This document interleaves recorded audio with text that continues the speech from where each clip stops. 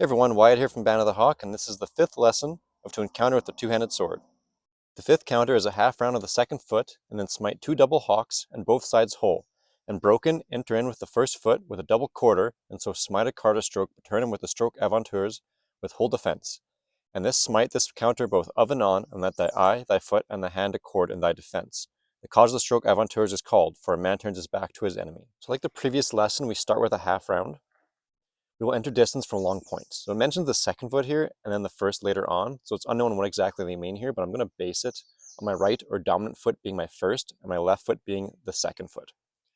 So I'll do my half round with a pass of the left foot. It then calls for 2 double haukes, so 4 in total. We smite these with both sides whole and broken. So another guess as to what this could mean. Usually I treat broken as them having a very solid parry against you that disrupts your momentum.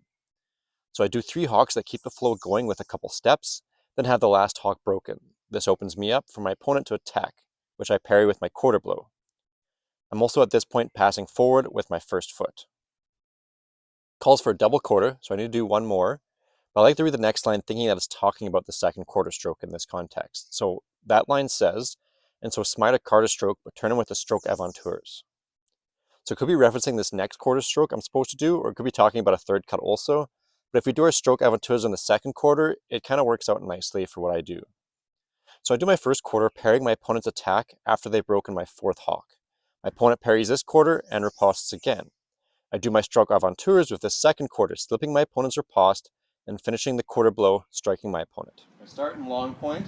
I'm going to pass my left foot, doing a half round to the right side of his face. He parries that. I'm going to pass forward, doing 2 hawks on each step. On the fourth hawk, he actually deflected downwards, opening up the cut to my head, but I parry that by raising my hands, cutting through into a quarter blow. He parries. Same thing, kind of deflecting my sword. I'll let my sword drop. I'm going to slip this one with my stroke aventurs, cutting around, hitting him in the face.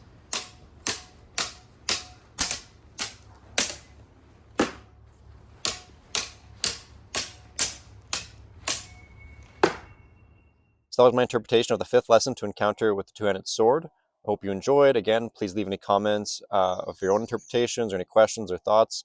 And thanks again for watching.